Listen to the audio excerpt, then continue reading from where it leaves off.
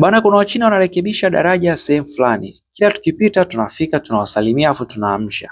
Sasa kuna Mchina mmoja hivi akapata wazo, akaongea na Mchina wetu bosi, akasema sikia, mimi bwana nina mshikaji wangu anauza vifaa vya umeme Kariakoo jijini Dar es Salaam. Sasa nataka nikavichukue baadhi alafu nije unisaidie kuviuza.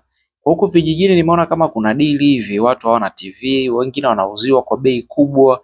Sasa mimi nataka niwauzie kwa bei ambayo wanaenda kununua mjini. Sasa huyu Mchina yeye wazo lake anataka sisi kila sehemu ambako tuna mashine, kama tuna mashine labda 100 au 200, kila ambaye ni msimamizi wa mashine yetu yeye anataka kumwazima screen TV ya ukutani kuanzia inchi 55 kushuka chini. Halafu hiyo ile tutakuwa tunamkusanyia sisi. Yeye alichokuja kukigundua ni kwamba watu wote wanataka TV kubwa, lakini kipato hakiruhusu. Kwa hiyo ukimpa utaratibu wa kulipa kidogo kidogo inakuwa ni rahisi ya kuchukua. Sasa kwa sababu sisi tuna mashine huyo mtu sio rahisi ya kukimbia. Sasa sisi tunachotakiwa kukifanya inakuwa ni kama kampuni moja, tunakupatia TV labda inchi 50 au inchi 43.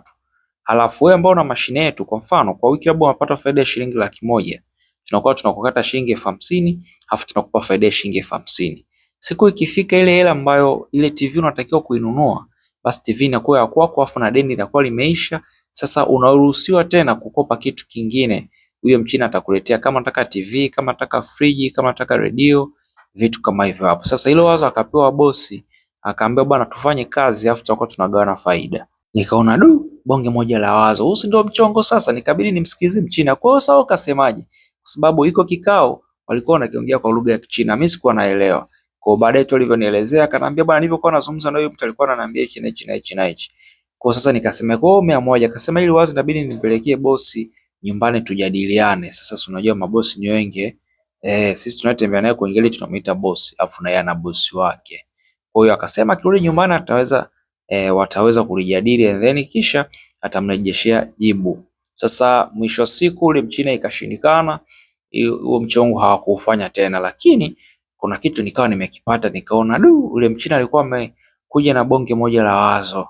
Na nilivyojaribu kuzungumza na watu ambao wana mashine zetu karibia wote ambao nilijaribu kuzungumza nao, sikuzungumza na wote, lakini ila kila ambaye nilizungumza naye alikuwa amekubali hilo wazo, akasema nilikuwa ni bonge moja la mchongo. Kwanza una uhakika kupata TV chapu, halafu na friji na kila kitu cha ndani.